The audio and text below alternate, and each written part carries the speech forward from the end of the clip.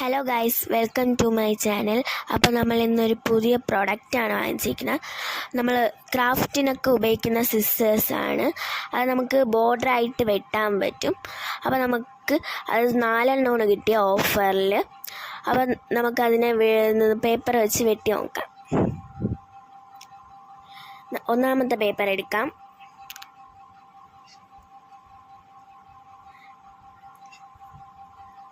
രണ്ടാമത്തെ പേപ്പർ എടുക്കാം. അതിൽ ഷേപ്പ് ഒന്ന് നോക്കിയേ, കണ്ടോ, പലതരം ഷേപ്പാണ്.